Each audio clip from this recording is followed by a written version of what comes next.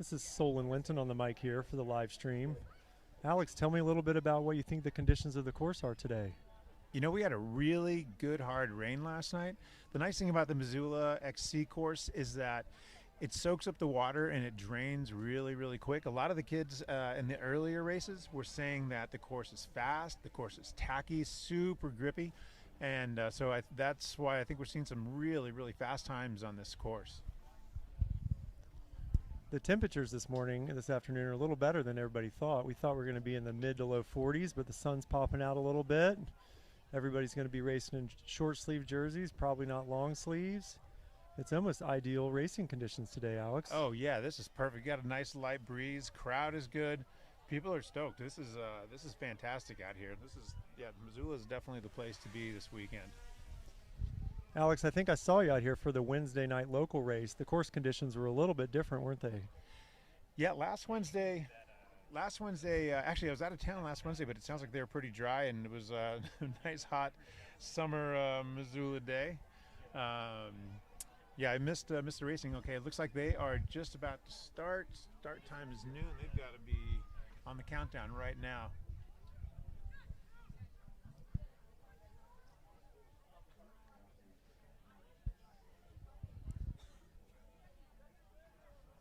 Let's see how the start goes, especially for the riders in the back. The 15-16 race, nice little bunch up and pile up around that first turn, which is pretty common on this course.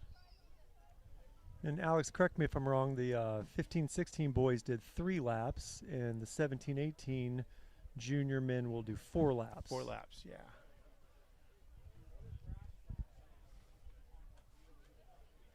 Lead 15-16 boys were doing something like 17-minute laps, so we'll see what these boys are going to do. All right, getting ready, waiting for the whistle.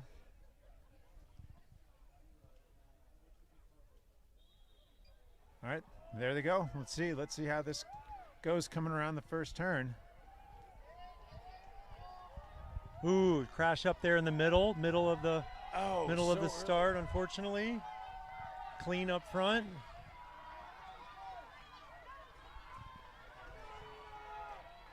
Kind of bottleneck there by the tents in the tech zone.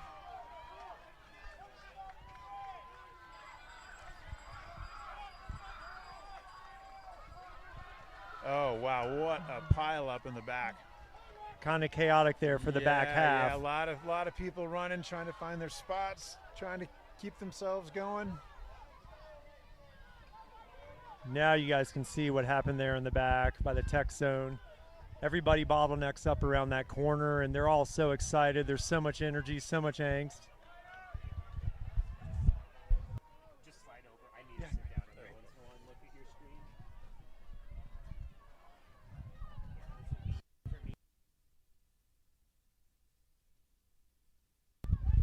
All right, we got the leaders getting ready to make that right-hand turn onto Izzy up. And Alex, this course is different from years past with the climbing and the amount of passing available, correct? Yeah, so in the last year, there's been a lot of construction done on this mountain for the good. There's going to be a lot more trails that are going to be on this mountain, which is going to be really, really nice. And for the time being, they're going to be using the new Izzy Up Trail, which is at least 2 riders wide, so a lot of the climbing there's going to be a lot of opportunity for passing on the climbing section of the front side of the course, and that's a little bit different than in years past because the first uphill section in the previous years was interspersed with single track. All right, have fun. So now you can see the lead group getting into the first right turn up to the new trail called Izzy Up, and the passing will continue here. There's a lot of chances to get into positioning before the first single track, which is probably another 6 or 7 minutes for this lead group. We got a Bear National rider up front.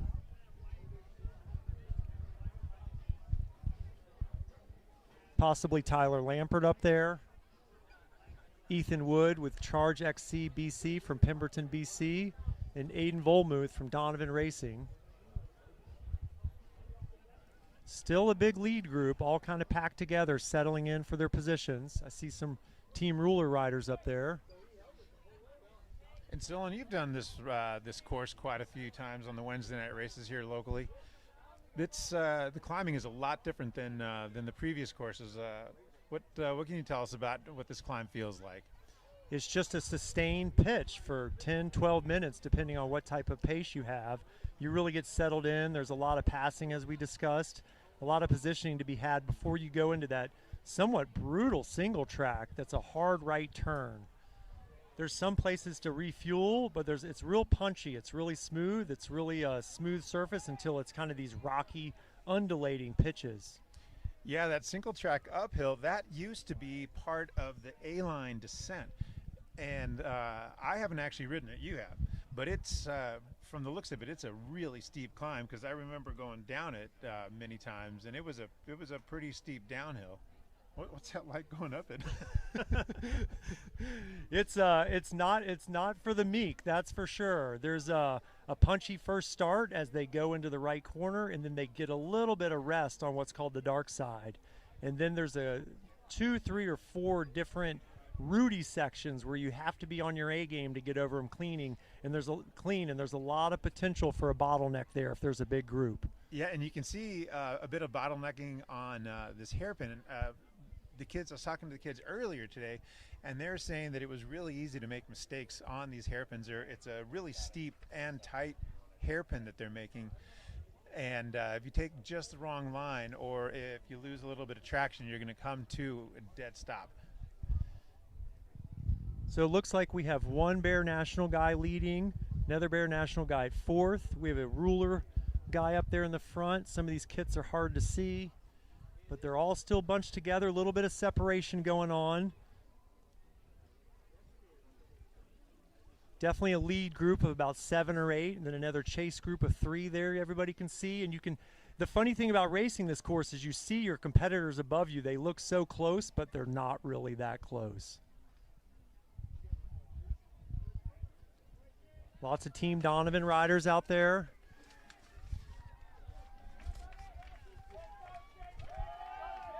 We've got amazing drone footage here, giving us a really good perception of what this course is and how it switchbacks up the right side of Marshall Mountain. Look at how they're snaking up there, single file, just all stretched out. Doesn't take much to open up gaps on this course. As the minutes click by, they just keep getting more and more separated. Some of the lead riders here are really setting their positioning for the descents. Yeah, that top eight is separating themselves, and then that lead 3 is separating themselves from the 5 that are right behind them. They're all pushing. They're pushing hard.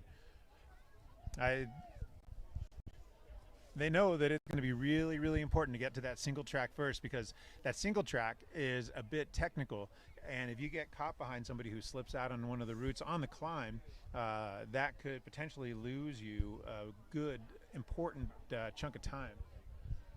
It looks like we have a group of 3 separating themselves from the rest of the group. The second chase group is about a group of 4 from what I can tell with that drone footage.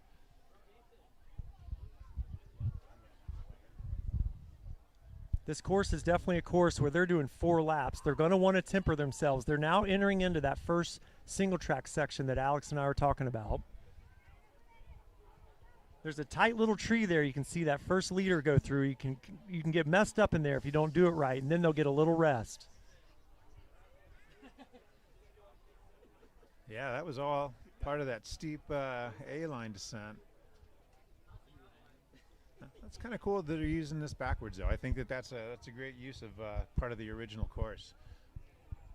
Props to these drone operators. They're giving us amazing aerial footage of what these riders are experiencing out there on this course. And I'll tell you what, those drones are not exaggerating those beautiful colors. It really is that beautiful here in Missoula, Montana today. There's a right hard turn and a left hard turn right as those leaders are going into. A lot more tackier than they were earlier this week. And if the drone stays there, you'll see them come out onto that slope and go back up that road on the left-hand side of the screen.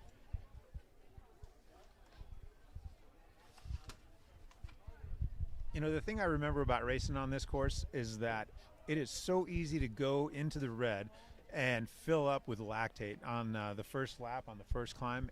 And if you are doing that, you are not getting out of that red.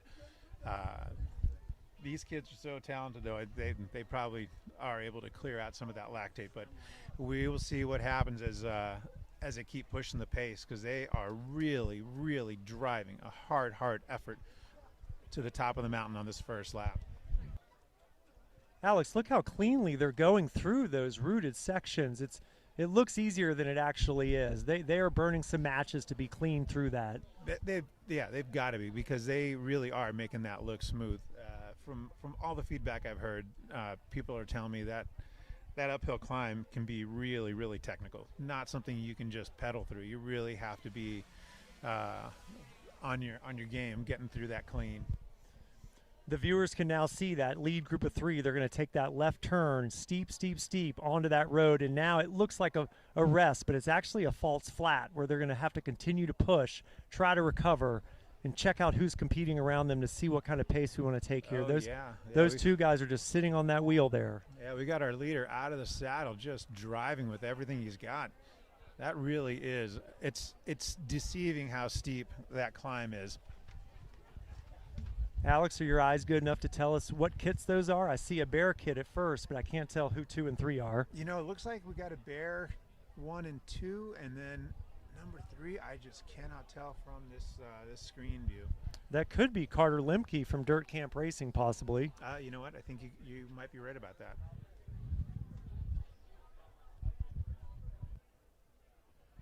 These 3 riders are about to hit the uppermost part of the course in just a minute or so, and then it'll be a decline of a road into another quick single track push up, and then the long descent into the start finish area.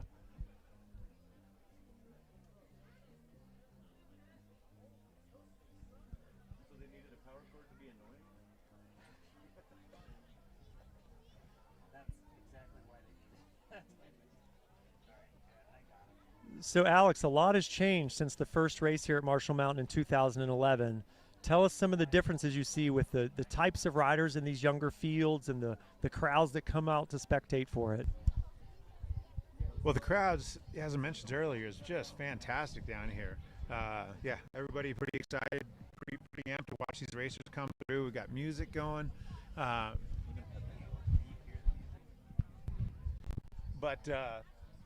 the course, the course has changed considerably from those first years. Well, we ran the course backwards. That's the biggest change.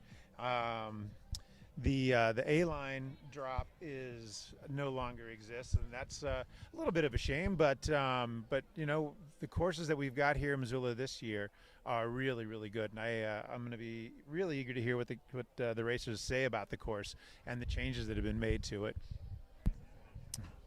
I can tell there's a tone of optimism in your voice about what the potential courses we'll see in the future here at Marshall Mountain. Oh yeah, with the new development that they're going to be doing on other parts of the mountain, I think the potential for some really good single track technical racing definitely exists, and I'm sure we're going to see some of that. Alex, I'm spying a little bit of snow up there on the mountains, on the top of Marshall Mountain. We got a little bit of snow up there last night, but luckily we didn't have it down here on the course. Yeah, wow, that's impressive. That snow line came down, didn't it? All right, it looks like this lead group of 3 is going into the single track. So they just entered Hot Sauce. Tell us what that's like compared to some of the more purpose-built trails here, Alex. So Hot Sauce is very much a natural single track and a super, super fun trail to ride. Not terribly technical, really fast, but I think what makes it tricky is just trying to figure out how much speed you can carry through it, because you can carry a lot of speed through this race. And these guys are moving. And is this the type of technical descent where they might be able to put time on their competition? Absolutely. You know, we see that every single year, coming down the upper head wall and the lower head wall. The riders that are able to lay off the brakes the most and push through those turns start opening up gaps, and you can see that right here. This gap from just coming into it has already opened up to a couple of seconds, 2-3 seconds already. I'm going to have to guess that that's Tyler Lampert from Bear National out front, or Logan Drevlo. I'm not sure, but One of those two bear kids are right out front. They're obviously putting some time on the two behind them. But look at the gap those three have on the chase group. I can't even see those guys. Yeah, that's amazing. And remember, everybody, this was like a 90-person start, and they've already spread out this much. Wow, this is so impressive. So, Alex, you can see the base area down there. People are going to start getting excited because they're going to see this lead group coming into the base. So this first turn, the riders are still not visible, but on the next big turn is when they come visible, and then you'll see everybody starting to get really excited down in the base area, down in the feet area.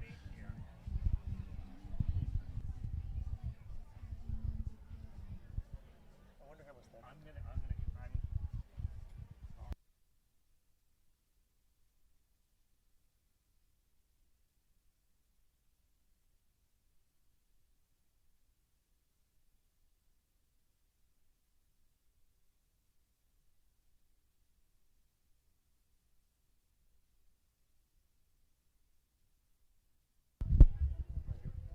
All right, here they come. Here they come. They're coming down the bottom of the head wall. You can see them. So, Alex, tell us about how it comes out of the wood and goes into this purpose-built portion. All right, we see our first rider coming across the ski slope, and then they're going to come into the dual slalom. And again, you're going to see some of these riders are going to ride this dual slalom with so much skill that they are going to open up even more time on the pack. This is really impressive how much this gap is opened up between the leaders and the riders behind. I think that we are going to have riders all over the course by the time we get to lap number 3 and definitely lap number 4. Alex, I can see a big chase group. There may be 30, 40 seconds back from these 3 riders at the front. I don't know if they'll be able to get back up to that lead group.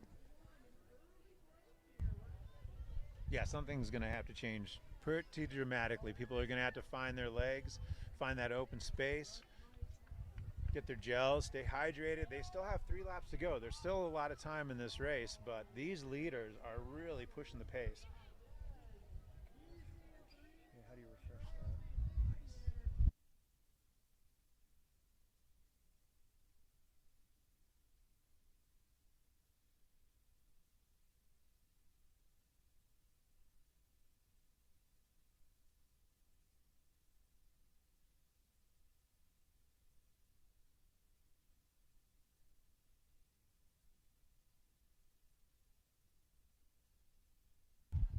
Looks like our Pan American champion has a mechanical problem, so he's standing there in the tech zone, grabbing some water and waiting for a new wheel to be put on his bike. Let's see if he's able to get back in. Riding as strong as he was, there's every likelihood that he is going to pick off a few of those riders.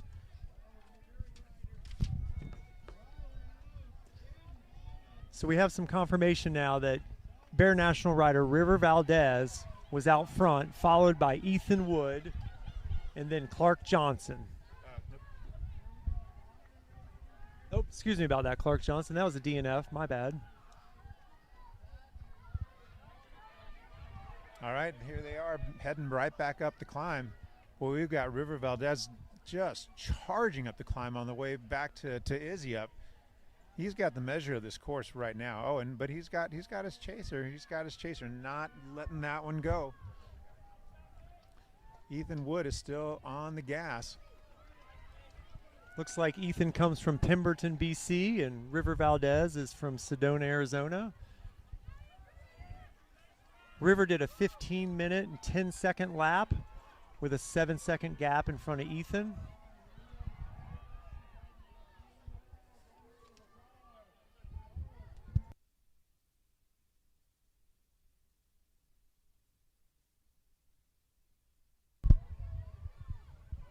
So Ethan Wood, our #1 call-up, chasing the leader.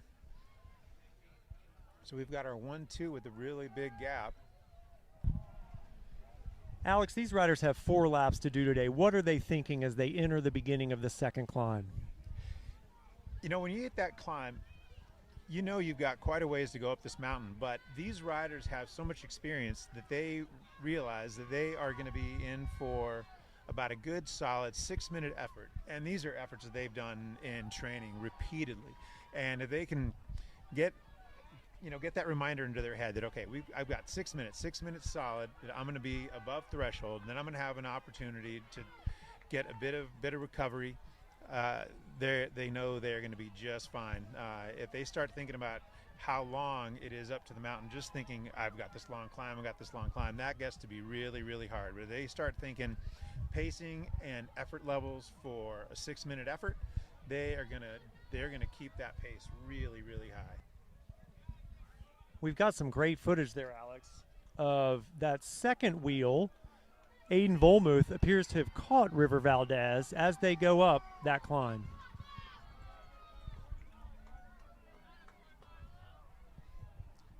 Yeah, it's just the two of them with a big gap.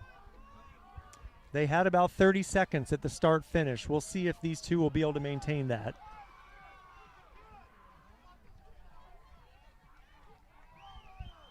Yeah, that gap is big. That gap is really big. Down at the base area here, we have dozens and dozens of riders coming through the feed zone and over the start-finish mat. Still seeing riders coming down the head wall. This is a big, wide, spread-out group. So a lot of these riders, they are going to be doing the entire US Pro MTB series, and they are looking to get their UCI points. That is going to count towards their selection for World Cups that are coming up. And for a lot of these riders, that is what's going to be really, really important, is their start position for nationals and the opportunity for World Cup selection. So these races are extremely important for these kids, and they are really, really motivated, as you can see, to excel on these series races.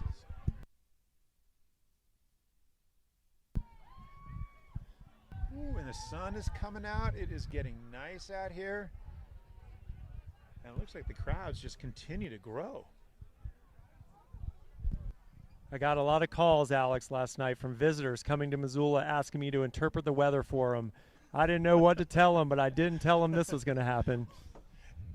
Yeah, I wouldn't have guessed we would have had this sunshine today looking at the forecast, but oh man, no, this is absolutely beautiful. We are looking at ideal race conditions here at Marshall Mountain in Missoula, Montana today. And these two are showing us how to race this course. They must be absolutely loving this climb because they are rolling so smoothly. River Valdez and Ethan Wood are just charging up this climb once again. Do you think that they'll try to work together, or do you think River will just try to be the first wheel the whole time here? You know, that is a really good question. Each of them is going to have their own tactics. Sometimes riders like to follow, sometimes riders like to lead, sometimes riders don't like somebody just sitting on their wheel. Yeah, that is a great question. I'm really curious to know what is on their minds right now. River knows he's got a really strong climber on his wheel because he had a good gap coming into the start of this climb, but Ethan was able to close that gap and is sitting on his wheel.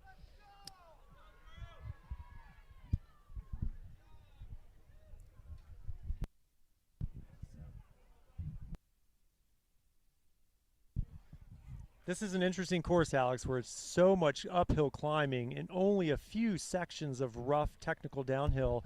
I'm curious about some of the bike choices here. I know the Bear National team is on the Trek Super Caliber, but I'm curious what that second wheel is. I can't tell if he's on a hardtail or full suspension. Yeah, I can't tell either, but I would guess these days most kids are riding full suspension. I saw a few hardtails out there. Looking around, there's definitely a good number of hardtails, but these days, these full suspension bikes, they ride and pedal so well going uphill.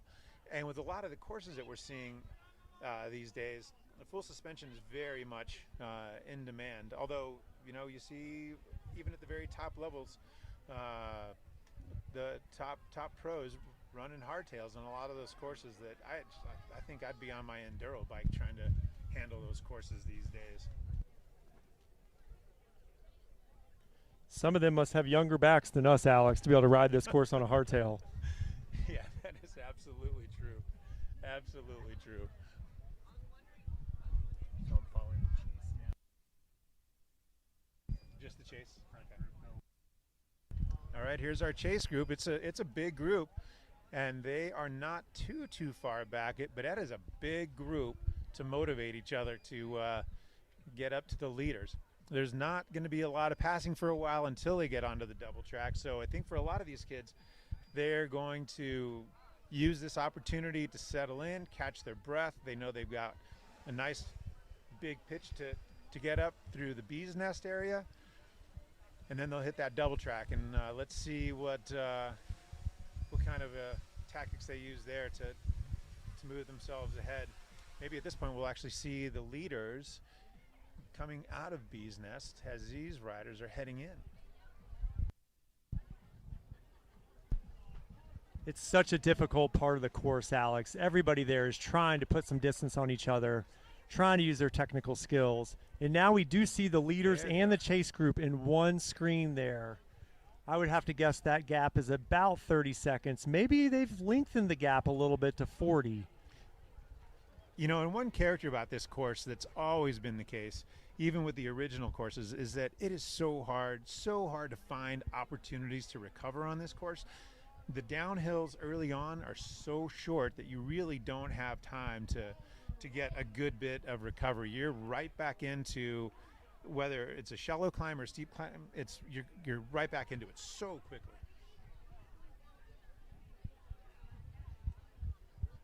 Yeah, and there's River out of the saddle again. He likes pedaling out of the saddle. He's definitely finding his power there. Alex, I wonder if that chase group can get organized onto this false flat and try to decrease that gap a little bit. Yeah, let's see what kind of motivation they've got here. It was a group of 8, and they were all pretty tight. I'm sure at this point they can see them. This is a long straight, very steep double track, so I'm sure that they are in sight. And having that carrot gives you a lot of motivation. This should be about an hour race here. That first lap was between 15 and 16 minutes, and as we said, they're doing 4. So these two front riders have to be able to maintain this pace for a long time to keep that chase group at bay. Once they hit the top of this climb, they will be done with the 2 first laps of climbing. They'll have that descent into the base area, but they've got another 30 minutes of racing at least after that. So River is a second-year junior. Ethan, our Canadian rider, is a first-year junior. So we are going to see Ethan racing this race next year as well as a junior. And River, he is going to be a U23. Well, there goes Ethan. Ethan is finding his space. He is liking this climb. Oh, is River going to be able to respond, Alex? He's got that wheel. He's got that wheel, but they just accelerated. They are definitely going faster now. Ethan knows the course here. He knows he wants to be at the top of this climb and be first wheel going into the descent. But if my memory serves me correctly, River put quite a bit of time on them on that descent, so maybe it's a defensive move more than anything. I think you're absolutely right about that. Yeah, River opened up a few seconds, and Ethan is very good at recognizing that, and he is not going to let that happen. Wow, look at the cadence with those guys, Alex. Look at them go.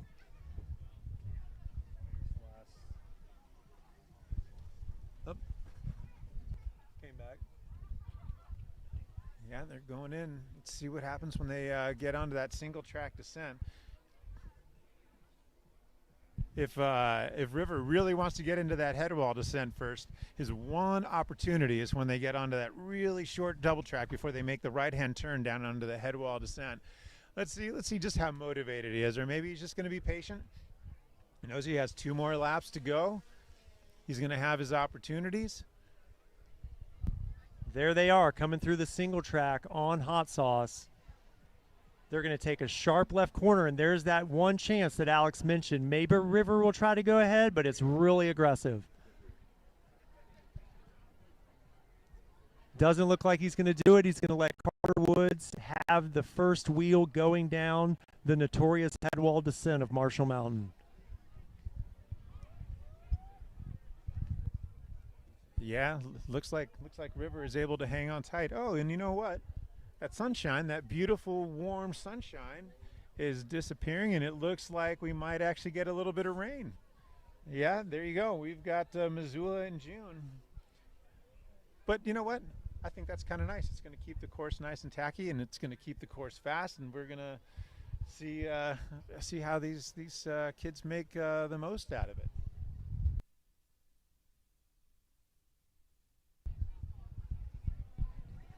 You know what? This big old left-hand sweeper right here is so deceptive. I'm always off in the grass when I do this, trying to make that turn fast. These kids make it look so easy. It is such an awkward offhand corner to navigate correctly. And one thing I wish we could see more into the trees, but when we first built this course back in 2010, 2011, these hairpins that you see down below us were actually log step downs right in the middle of the hairpin. Do you remember that? Do you remember riding those things on our 26-inch hardtails with road bike geometry back then? I do remember that, Alex. It was hard to ride those with any style until you learned how to really negotiate them. People, they were notorious here in Missoula as a very difficult descent. People were very scared, but it definitely increased the technical ability of local riders here in Missoula. It absolutely raised that level, but there was a lot of pushback from a lot of folks who said, we can't ride this trail, and so they, it's mellowed out quite a bit, but it's still not an easy descent to ride fast, and definitely not an easy descent to race on. So it's a good test of their skill. There's no doubt about it. This is so exciting. We have the two leaders off the front here by 30, 40, maybe even 50-second gap. They're going into the dual slalom. They're coming into the base area. Everybody's getting so excited. Now we're getting some rain and hail to add to the excitement. Ooh, yeah, we got some hail going here. You see the umbrellas coming out? Valdez has been able to maintain that pace that Woods is putting out in front of him. Great view of the dual slalom there coming into the base area. Well, you know, and speaking of tactics, Valdez recognizes that Ethan Wood was able to stay with him on the climb, seemingly with no problem. So now I'm wondering if Valdez is going to try to take the lead again to keep Ethan from putting a gap on him in the climb. Let's see where they come into this climb. Here they come. They're going past us through the start-finish. They both took a bottle, refueled a little bit, and back to work. All right, so you asked if they were riding on full suspension. It looks like our two leaders are both on full suspension, and River Valdez out of the saddle. He is liking that out-of-the-saddle pedaling. We have the two chasers here going into the top of the dual slalom. One Bear National rider.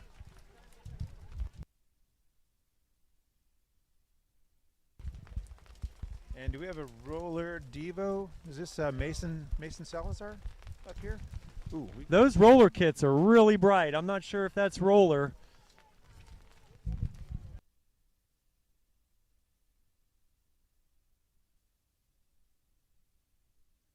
Notice the one I'm looking behind us.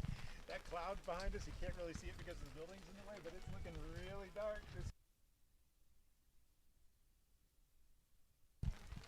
All right, let's see who we...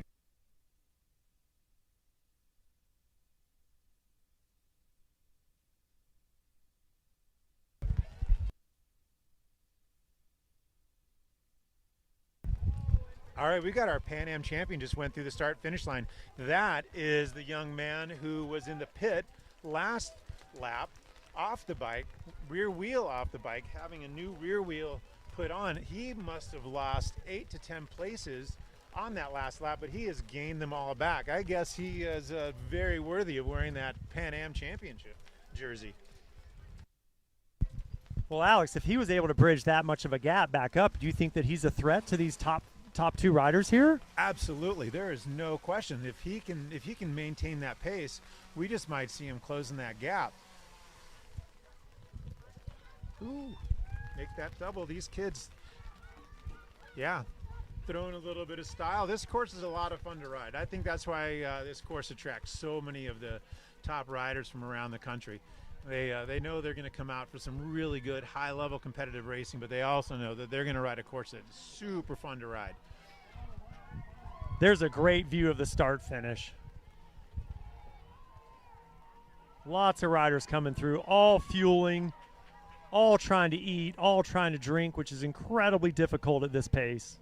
They are getting themselves ready for 2 more laps, settling in, finding that pace, making sure that they are well fueled, well hydrated, because they know they're going to be burning a lot of fuel here in the next 2 laps.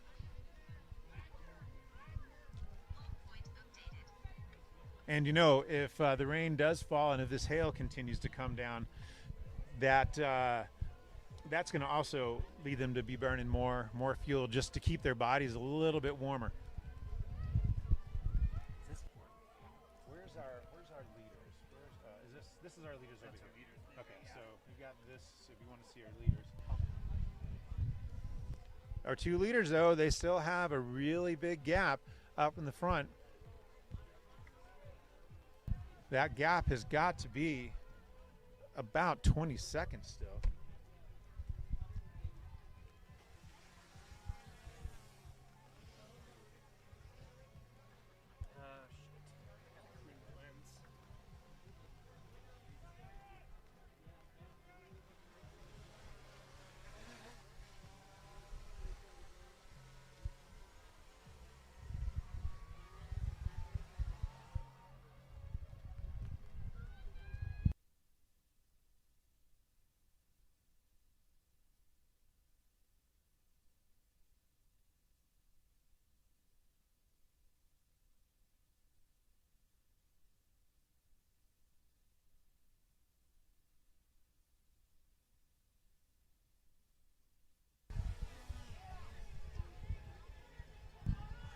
Wow, Alex, look at the lap speeds that they're doing.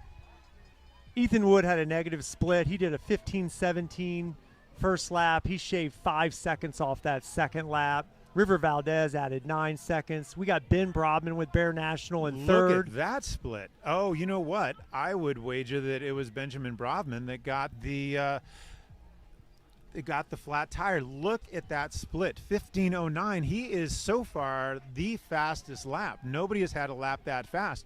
River Valdez had a 15:10 lap number 1, but Ben Brobman, he eclipsed that one. So he's got a exactly 1 minute gap between third place and first and second, Alex. What do you think the chances are that he could close that gap in the next 2 laps? You know, Benjamin Brobman is an incredible athlete. He is, I believe, our cyclocross national champion. Is that, am I? 2 years ago, that's correct. I'm not sure if he won it again this year. Okay.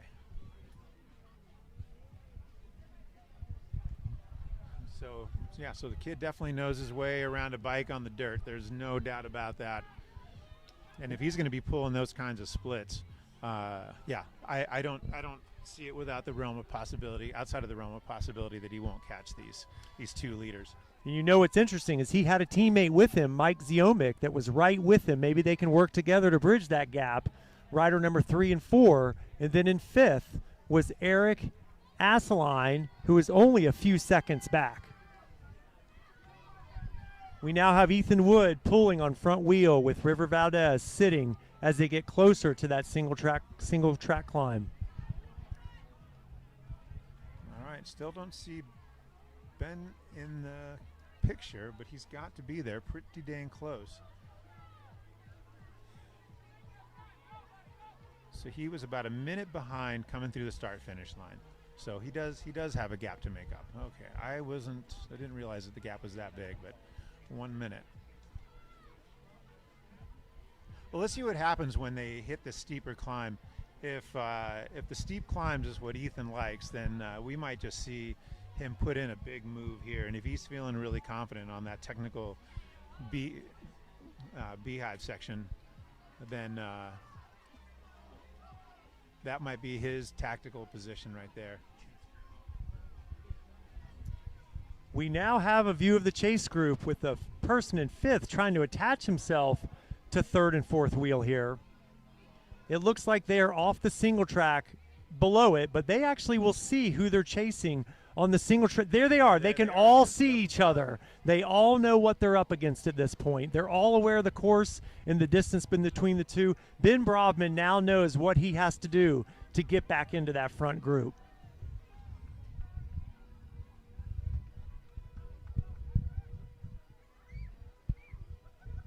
Well, Alex, the hail has stopped.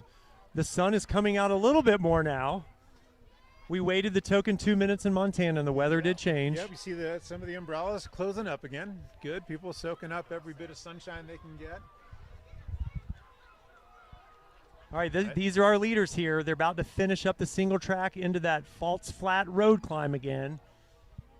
I wonder what they're thinking about their strategy through this. If they want to wear each other down, if they want to conserve a little bit. They saw that chase group behind them. They might be getting a little bit anxious. I love the technical single track nature of this course. It really does challenge these riders to ride at their very, very best and show off their talents. I cannot believe the pace that they're going through that, Alex. That is difficult terrain. The drone footage doesn't give it justice about how in your face those corners are.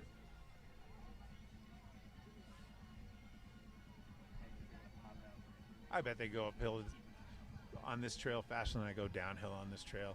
That's amazing how much they are leaning into those turns, going through those corners. Look at that footage. Those are the two groups eye to eye. They came right together. They saw exactly how apart they are. What a great shot. What an intense portion of this race. They're their competitors right in front of them. They know what they need to do to close that gap. Yeah, and there is River Valdez out of the saddle again. He loves pedaling out of the saddle. Let's see if Ethan Wood decides to put in another dig and see if he can open up a gap. This is where he did it last lap. And he's got some really good cadence. Look at the difference in the cadence. Look at the difference in the pedaling style of these two. Both so strong, but boy, Ethan looks so comfortable.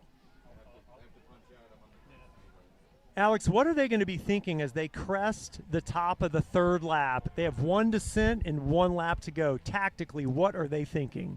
They're looking at each other. They're looking at each other's pedaling style. At this point, they have a really solid idea of what each other has as a strength. They have an idea of where their weaknesses are, where a good place to pass is, and where they need to defend their position. So they're going to come into the bottom of this. It looks like, my guess is, unless something happens, they're going to come into the bottom together. And going into this final lap after the bottom, we'll see multiple attacks. There's got to be multiple attacks in order to separate one from the other. And each is going to take a chance. Now this might be our third wheel here. This might be Mike Ziomek or Ben Brodman. They're separating. Those three are now separating. I'd like to get a look at that jersey to see if it is in fact the Pan Am champ jersey. That fifth wheel, I believe, is Eric from Contour Endurance out of Colorado. Yeah, you know, that is Ben Brodman up in third place. He is digging really, really hard. He is trying to bridge up to them before it crests out on that final climb and maybe try to decrease that gap on the descent. Did we see who went into the descent first? Was there an attack? So they are just approaching Hot Sauce right now.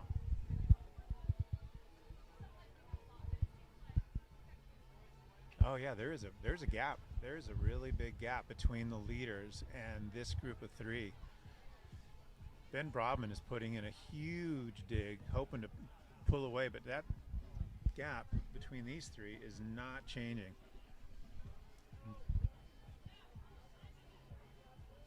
Yeah, they are matching each other pedal stroke for pedal stroke. They are not going to give an inch.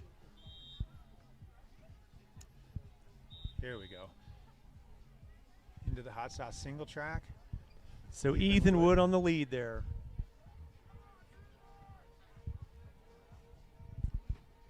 Now when it comes to the second chase group, they were about 10 or 15 seconds between that group of three. I wonder if we'll see any mix up there between 6th, 7th, 8th, 9th wheel and 3rd, 4th, and 5th. All right, into the head wall. Here we go. Let's see how this one goes. Third time down. They've got a measure of this course. Let's see how fatigue starts to set in as well. You know, you get a little bit of fatigue and you start making really small mistakes.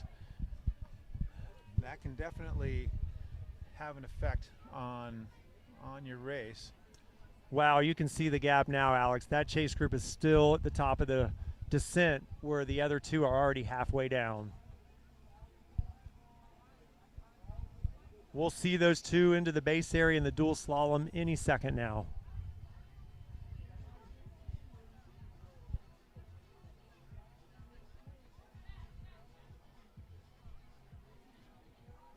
All right, can you see him up on the hill yet?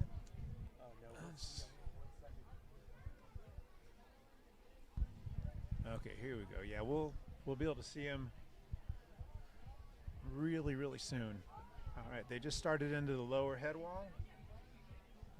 They're on one of the rider favorite sections of this course, the head wall. It's riding really well right now compared to earlier this spring. It was very dusty. Yeah, even compared to just a few days ago, that rain has done great work on this course. Here we go. We can see the two leaders from our announcing tent. Ethan Wood River Valdez making a statement here at Marshall Mountain.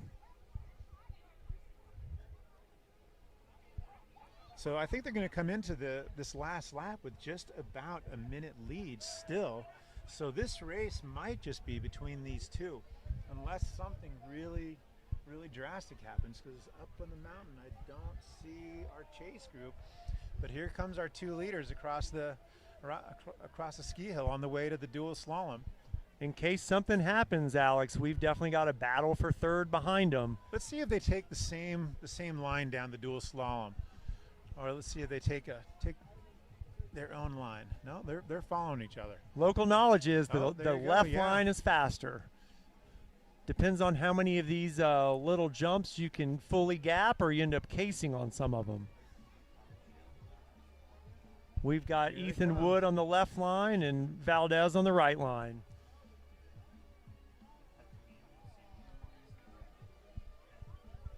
You know, the nice thing is that the entry into the tech feed zone is dried out, because that can get really slick when it's wet. Look at the form of those two, Alex. All right. Only River Valdez chose to take a water bottle. Ethan Woods just continues to charge.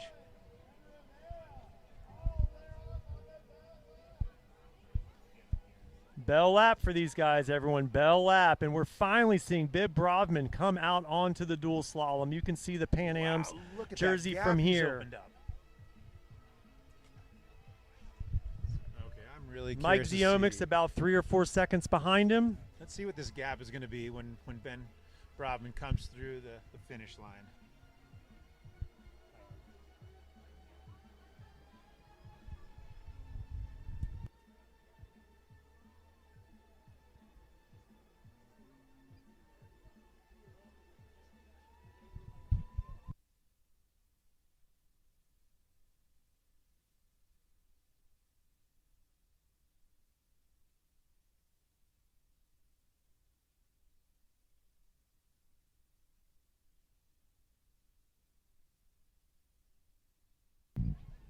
All right, there's our chase group coming through the feed zone. Ben Brovman, Mike Ziomic, Eric Asselin, 47 minutes in. These guys are doing roughly 15-plus minute laps, which is amazing.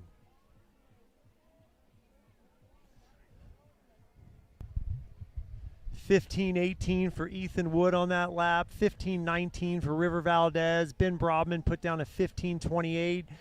The gap is increasing. There's a minute and 9 seconds between first and third.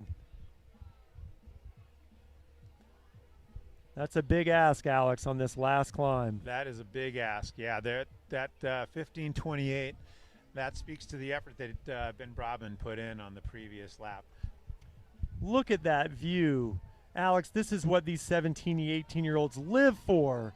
The last lap at Marshall, Montana. The sun is out. What is going to happen here? Ethan in that cadence looks really, really comfortable. River Valdez out of the saddle again. I just wonder if he is just fighting with that bike, working to keep that speed up. He looks like a powerful young kid, but he really looks like he's fighting that bike right now.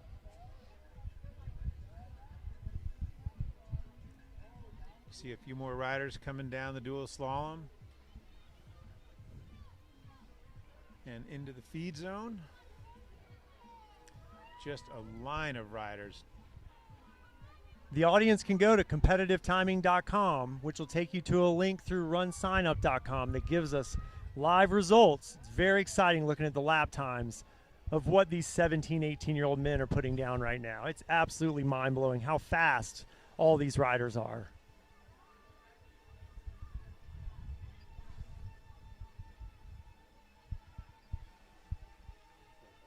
So fourth and fifth, our top five, our podium riders thus far are just 7 seconds through the start finish slower than Ben Brabman.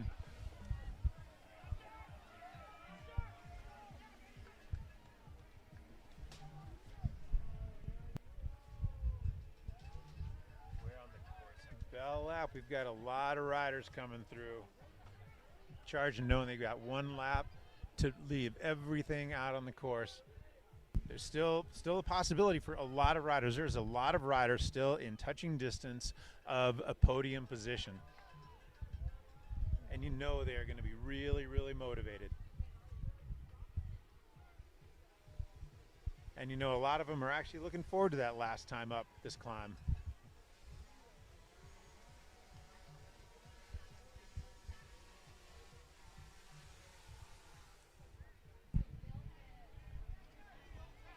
I have to give some props to these drone operators and the footage that they're able to give us with some pretty inclement weather here on Marshall Mountain. We've had wind, hail, sun, and they are still putting us in a position to watch all the excitement of the race around this area. So we've got our two leaders. They are out of sight of the chase group, out of sight of the next three riders behind them. They may come into sight of the next three chasers in a while, but these two are really, really giving it to each other. The viewers can now see them going up the final lap on the final road climb. They're thinking about that single track and what they're going to do, save some matches for maybe an attack on that false flat to the summit. When are we going to see something, Solon? I think it's coming. I think it's coming. Right now, it looks like Ethan Wood is really, really comfortable, and it looks like River Valdez is just bending over that bike, doing everything he can to stick on that wheel. I would have to agree, Alex. I would have to agree. I think Ethan Wood realizes from that first lap that River Valdez might be a slightly faster descender than him, so he's going to want to maintain that lead as much as possible. Maybe Valdez is sitting back waiting, setting up for an attack to get into that final descent. Waiting to see if you can see a crack there somewhere. This is so exciting.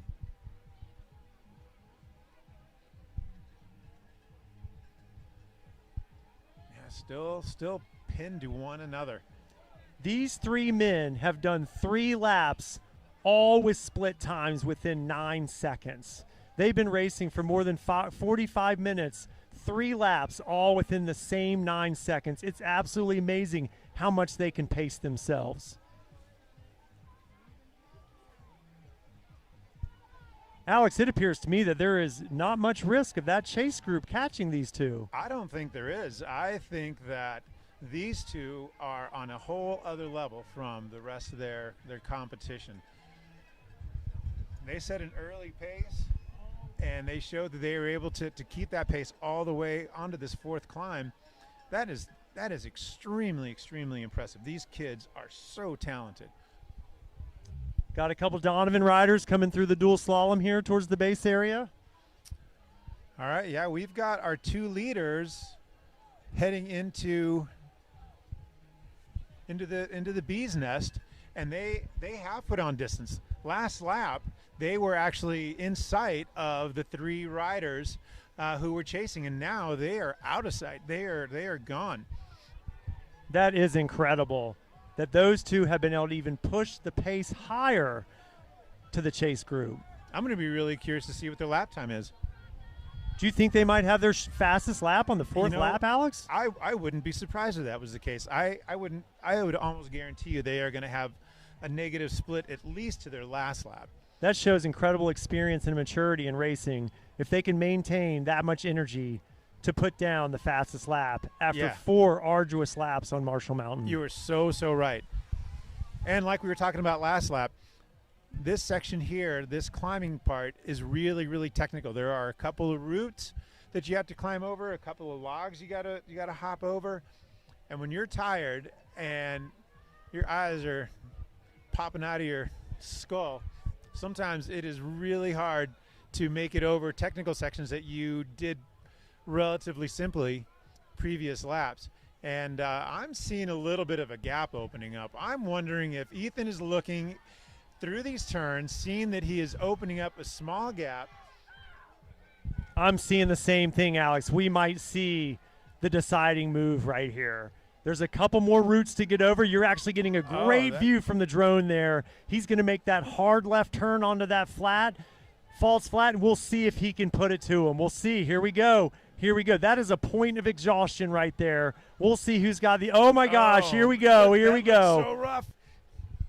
River Valdez out of the saddle again like he has on every single lap. This is incredible. This is the deciding moment right here.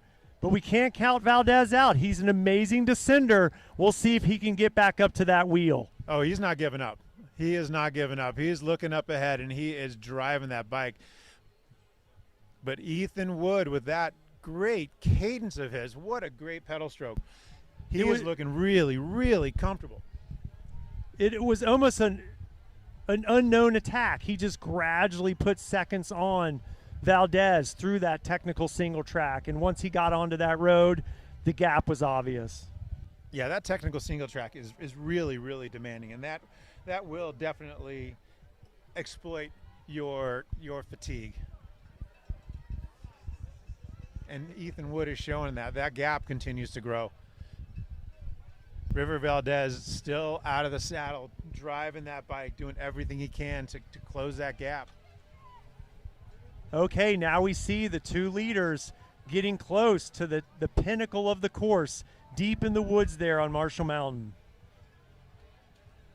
Oh, but do we have Ben Brodman catching second? Do we have a third wheel coming up visually? Is that what I can see there? Know what? I think that is the 3 chasers. I think that those 3 are separated by quite a bit. It looked like there was the leaders because that is not, what we're seeing right now is not the leaders.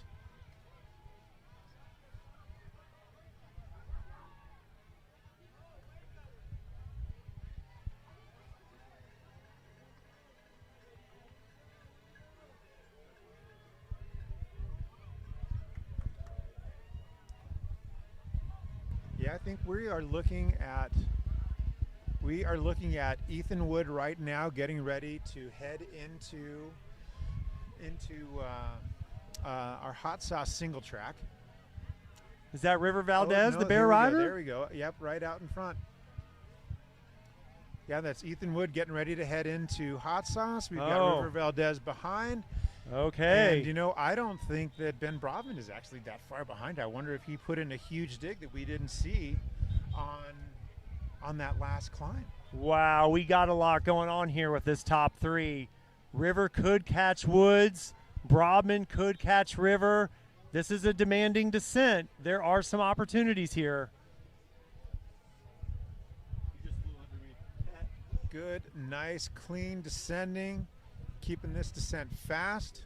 Let's see when River Valdez is going to come into our picture. There he goes. Ethan Wood establishing this lead. I would say that's maybe 10 seconds, Alex. Yeah, oh yeah, that gap has grown. That gap has definitely grown. All right, coming down into our final descent into the head wall. What a great shot there of the leader going into the north of the upper head wall. He's going to pop out of the woods there. There he is. He's going to start seeing the base area. He's going to start to understand that he might have this thing within his grasp. Yeah, River Valdez is just now entering in the upper head wall. And Alex, I caught a glimpse of Brobman right behind him. Right. You were absolutely right. That's ridiculous. If that is actually Ben Brobman, there they are. That is him. That is incredible. We've got a battle for second on our hand here, Alex. They are teammates, both on Bear National. Ethan Wood on Charge XCBC out of Pemberton, BC. He came south of the border here to show his skills in the U.S. And he's definitely shown them. He is definitely showing him. He is riding this descent so comfortably. All right, the base area is going to start to get excited because they are going to see the leader coming into the finish of the last lap. The finish line. And now we have second and third there. The gap between these two is diminishing. This is so exciting. That is really impressive. Ben Brobman able to close that gap, 1 minute and 10 seconds. Is he going to get close enough for a sprint finish there, Alex, for second? Here we go. We can see him from the announcer's booth. We've got Ethan Wood coming into the final climb of the dual slalom.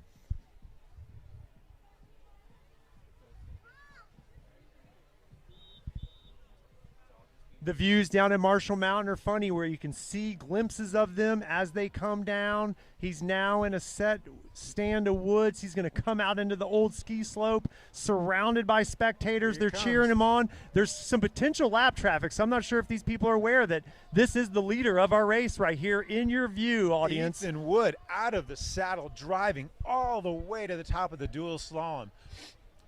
He is not going to let up one bit until he crosses that line. He wants to put his stamp on this race. Okay, where is 2 and 3, and what is that gap looking like? Here comes River out into the ski slope. I don't see Brobman, the potential third wheel. Unless that was a lapped rider, it very well could have been, but it didn't seem like it. Oh, you know what? It was a lapped rider. Because that has not been Brobman. Yep, that has not been Brobman. Here we go. Our winner through the finish line. Wow. Ethan Wood, congratulations. What a ride. An hour and 36 minutes. That is absolutely incredible.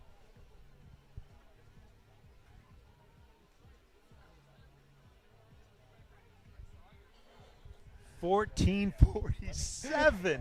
Are you even kidding me right now? Oh, what an amazing effort, Alex. He broke 15 minutes on that last lap. We thought 15:09 was fast for Ben Brobman. 14:47. That is incredible.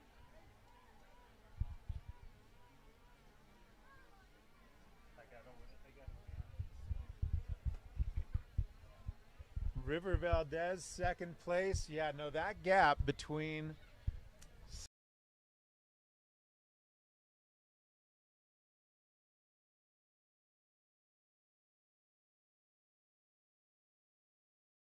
that is a rider. Yeah. We should be seeing third and fourth wheel any minute here. So River Valdez with a 15:15 on that last lap. Here comes Ben Brobman across the ski slope, getting ready to head into the dual slalom, and he is being closely followed by one of his teammates who is not going to give up. That would be Mike Ziomic, I believe, and then we have our fifth place rider here. Eric Aslan crossing the ski slope, heading towards the dual slalom for the final time. Ben Brobman is ripping this descent. Look at him go. It's Yeah. amazing what these 5 men have done and how much time they have put on the rest of the field. It is absolutely amazing. Hitting the double with a little bit of style, both of those bear riders. Nice work, nice work. And here we've got our European champion heading to the finish line with his teammate Michael Ziomek, followed very closely behind him. And I am sure that Ben Brobman is wondering what would have happened if there was not a mechanical. He rode a really incredible race. Did you by chance see what they were doing to his bike in the tech zone there, Alex? They had to replace his rear wheel. Something happened with his rear wheel, maybe a flat. It was hard to see. All I could tell was they were changing his rear wheel. He was really composed in there. He got off of his bike as he should, got a drink of water, waited for the mechanics to do their job that they did quite quickly, and he was back on the bike and ready to go. And we saw him put in a really fast lap after that. So he took good care of himself during that mechanical. But I am sure he's just wondering what could have happened. But that's racing, right? That's what we see. Yeah, and our podium put in a really solid final last lap, 15:38, 15:37, and our fifth place rider Eric Aslin last lap 15:51, sub 16. These are some really fast laps. And Alex, I'm scanning the leaderboard there, and I don't see a single lap time below 15 minutes except Ethan Wood on that final lap doing a 14-minute, 47-second lap. That is absolutely incredible. Absolutely incredible. Yeah, like you were mentioning, their ability to pace themselves, the way that they know themselves as riders, and they know what they're able to do on that last lap. Obviously, they all saved a little bit to really give it that good last punch. That's one thing, Alex, in my recreational racing career that I was rarely able to achieve. Yeah, you know, even looking at the top 9, all of them well under 16-minute laps. So that is some solid racing. We're going to see a lot of smiles at that finish area. These fellows have put a lot of work in throughout the winter, spring, summer to be at the front of this race and show their stuff.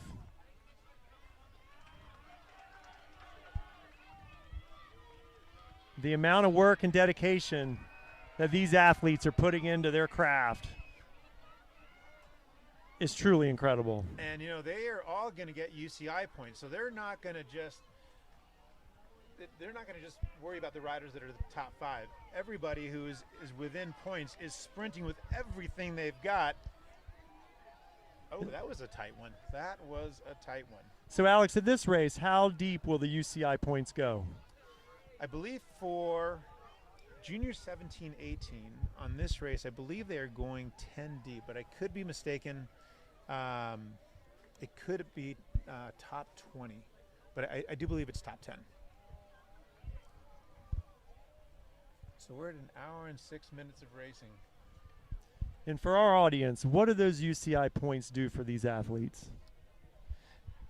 So the important thing for these riders is as they accumulate more and more UCI points, that is going to determine what their call-up is for nationals. The greater the number of UCI points you have, the better your call-up is going to be. In addition to that, those UCI points are going to be used for their call-ups at UCI races when they travel outside of the U.S., whether they are UCI C1, C2s or UCI World Cup races.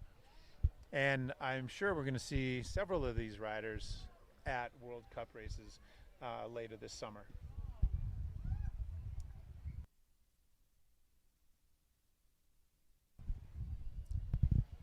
Riders still coming in, and they are racing all the way to the finish. And those riders are having a good time coming down that dual slalom.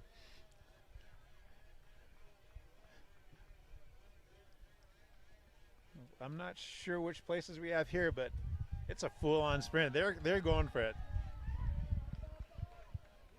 These are racers through and through. Nice work, everybody.